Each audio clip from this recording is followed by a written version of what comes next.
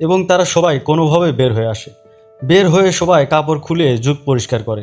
অন্যদিকে মেয়েটির হাতে জুক ঢুকে যায়। তখন হান ছুরি দিয়ে মেয়েটির হাত একটু কেটে জুক বের করে ফেলে। একটু পরেই সবাই কোনো কিছুর আওয়াজ পায়। তখন তারা দেখে কিছু কুমির একজনের ওপর আক্রমণ করছে।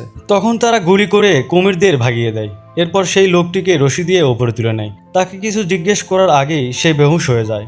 একটু পর তার হুঁশ ফিরে আসতেই সে ম্যানেজারের গলা টিপে ধরে। সকাল হতেই তারা আবার বেরিয়ে পড়ে। কিছুক্ষণ হাঁটার পর মেয়ের এক কর্মচারীর পা মানুষকে কেউ ফুল কামড়ে ধরে।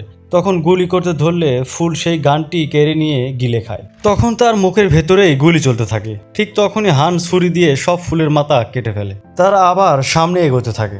সামনে এগোতেই ম্যানেজার আরেকটা মানুষের মাথা দেখতে পায়। তখন সবাই এগিয়ে গিয়ে চারপাশে আরো লাশ দেখতে পায়। হান এগুলো দেখে বলে, এই লাশ দেখে মনে হচ্ছে সাধারণ কুমিরের চাইতে আরো 10 গুণ বড় কুমির রয়েছে। আমাদের দাঁড়ালে চলবে না, সামনে এগিয়ে যেতে হবে। তখন মেয়ে বলে, আমি আমার ভাইকে নিয়েই যাব। তাদের কথা কাটাকাটির পর মেয়েটি রেগে সামনে চলে যায়। তখন মেয়েটি কিছু দেখে থমকে যায়। সামনে তাকাতে দেখে একটা বাংকার। সবাই একটু একটু করে এগিয়ে যায়।